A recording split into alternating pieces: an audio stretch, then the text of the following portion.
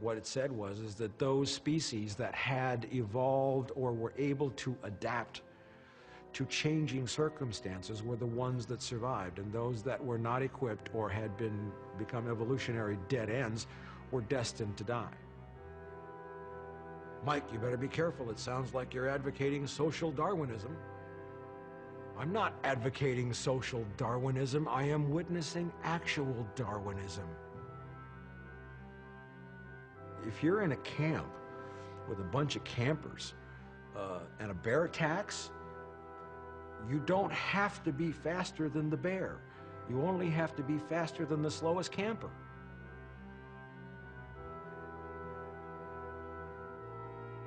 There is one and only one graph image that I have used, and I would guess 60 to 70 lectures in 8 countries, and that's a graph of human population. And if one looks at that graph, what you see is human population roughly stable at around 1 billion people or so, maybe a little bit more, at around the time of Christ, and it stays pretty stable until we get to the bubonic. It starts to rise some as some primitive technology emerged, but then you get to the bubonic plague, there's a little dip. Then after the bubonic plague, you begin the start of what we would call the Renaissance, and the early stages of the Industrial Revolution, the discovery of steam. The population starts to go like this.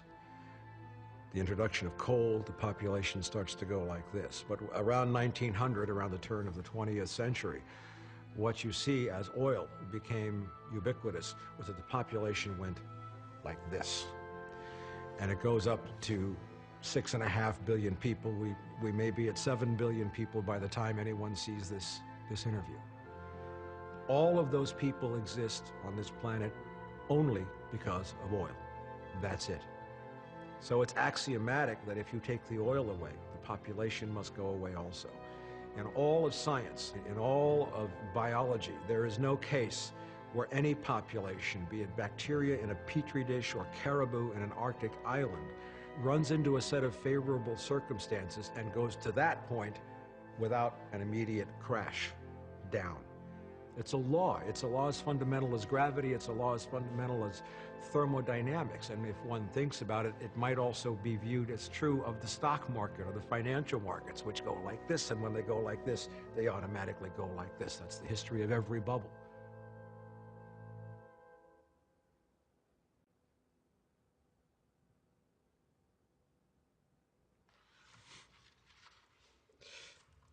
I think it's a mistake to ask if people, and make all people the same as one entity, if they will understand it.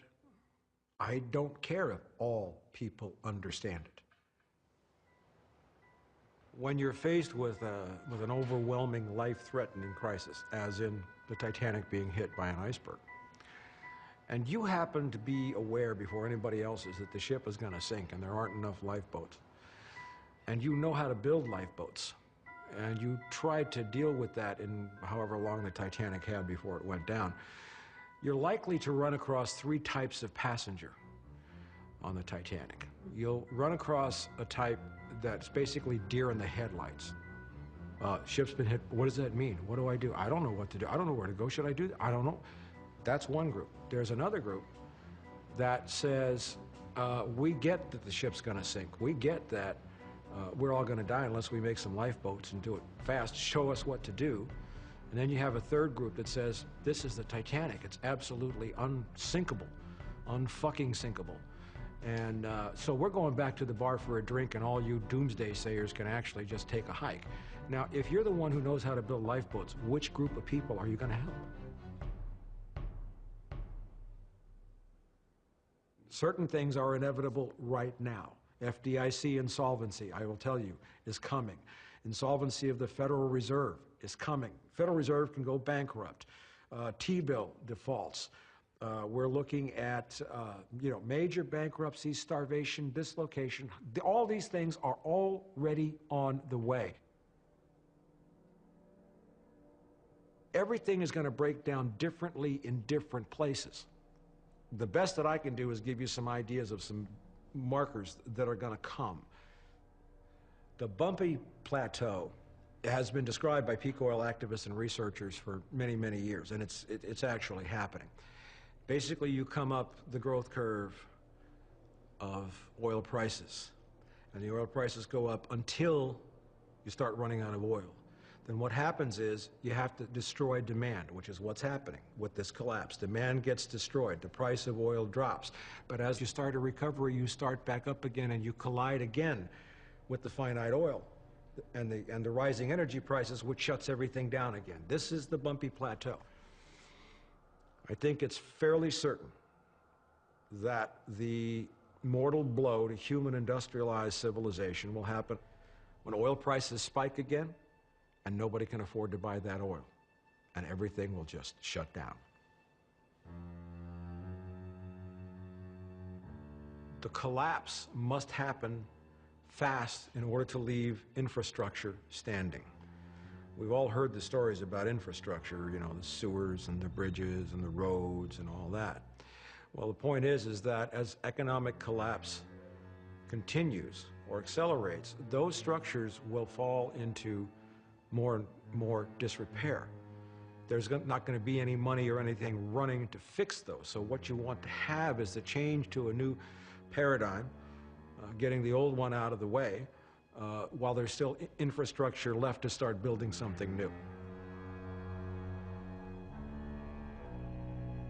We have to survive the transition phase of human civilization, which I anticipate could last anywhere between 20 years, and oh my God, would that be fast and hard, you know, to 50 years or 100 years before some kind of stable civilization starts to emerge.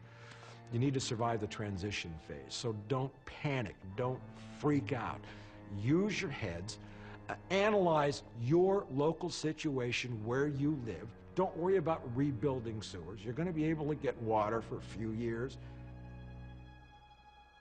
People say there's either oil or no oil.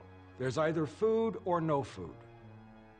And people say, well, we're going to have food in the supermarkets on Tuesday and we're never going to see it again. That's not the way it's going to happen. As things break down, we will see specific shortages in specific areas for periods of days before it gets to the point where there's nothing left. So what you need to prepare for is not the end result, but you need to prepare to survive the transition. People say, okay, I'm going to run for the hills. I'm going to go build a cabin. I'm going to buy 10 million cans of baked beans. Well, they're probably going to be the first to die. Number one, it's too late. If you don't know how to live off the land, and if you're not already on the land right now, don't even try to go, because you're going to fail miserably, and you might be shot by the people who got there ahead of you.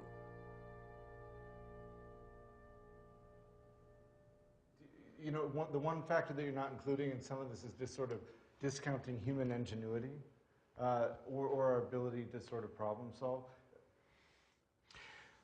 Because my father was an Air Force aviator, combat veteran, he was very much trained in a military style of decision-making and analysis where it's motivated by life and death decisions, where you are trained how to think critically and respond critically in response to emergency.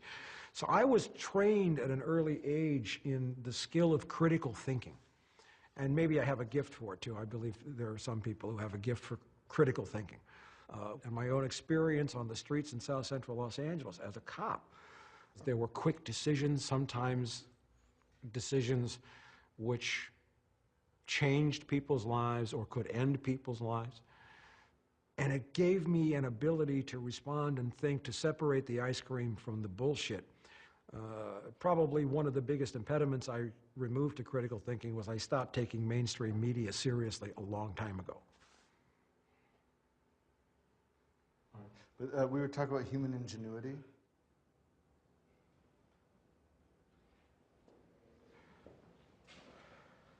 No amount of technology and no amount of human ingenuity can possibly overturn the laws of physics, the laws which govern this planet. Those are intractable, immutable, real, and science has never been able to do that. Man's great arrogance I believe, and one for which he's paying a price now, is to believe that mankind really could become God and even turn over and upset and revoke somehow the laws of the universe. I am a great advocate of buying and owning physical gold, not paper gold. You buy gold, you own it. When hyperinflation occurs, after deflation here, and all these trillions of dollars come back, and we are wheeling wheelbarrows of $1,000 bills to buy a loaf of bread, the only thing people will accept for goods is going to be gold. Do whatever you can to re-insulate your house if you need to. If you have a house, if you have soil, you immediately get it off petrochemicals and start learning how to restore it. What I do in the yard where I'm renting, I'm mixing barbecue and wood ash, and then I go out and pee on everything, because then you get the root elements of ammonium nitrate that starts to bring the soil back. If you are dependent upon a cell phone, get a landline. All of the telecommunications companies that operate the satellites, the cell towers, the fiber optic cables, and all this stuff that makes your wonderful cell phone work are cutting back on maintenance as the stock market collapses, and we're going to see failures in cell phone service.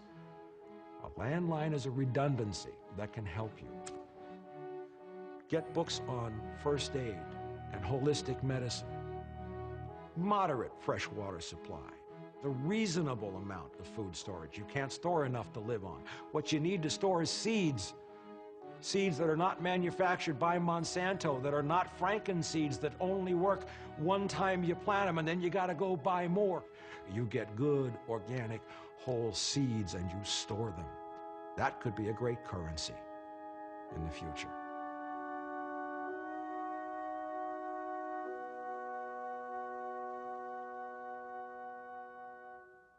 Unlike the Great Depression, this is a vastly different scenario. We do not have infinite resources left to be tapped. We don't have lots of land. We're at peak everything, all the commodities, everything else. And what they had in the 1930s that my grandparents told me about was the ability to grow food right where they live.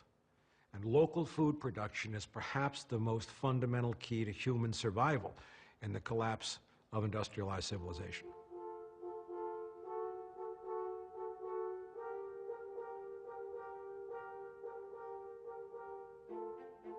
We've had examples of what happens when oil disappears and how civilizations respond and what works and what doesn't. In 1991, the Soviet Union collapsed, and there were two nations that were absolutely and totally dependent upon Soviet oil for their survival because they had none, Cuba and North Korea. And what they did in response to that was completely opposite, and the proof, as they say, was in the pudding. North Korea was a rigid, hierarchical, top-down, Soviet-style, bureaucratic regime where everything came from the central government, they managed everything, and North Korea starved. I mean, it was, in human terms, the suffering was amazing. All of a sudden, there's no oil, there's no natural gas, there's no fertilizer, cars don't run, trains don't run. You get to a point where you can run trains on some day and generate electricity on others, but you can't do both at the same time. But the Cuban government reverted to one of the purest forms of capitalism. It said, everybody start restoring the soil and grow food. You will grow food where you live. If you find any piece of arable land that's not being used, you occupy it and you start farming it and you start growing food right now. The Cuban government did everything it could to liberate local food growing. And what happened was, after a very tough period, the Cuban people were eating better than they had ever eaten because they were free of this whole agribiz, Franken food nightmare. Everything was organic. And you had every square inch in Havana that had soil on rooftops or in flower boxes was growing food. And there was a degree of sustainability. Everything became organic. And all you had to do was separate the people from the way money worked and top-down control. Explain to them, you grow it where you eat it and you're going to make it. And Cuba survived and thrived. And that's the essence of where everything is going to in the new human paradigm. Everything will be local.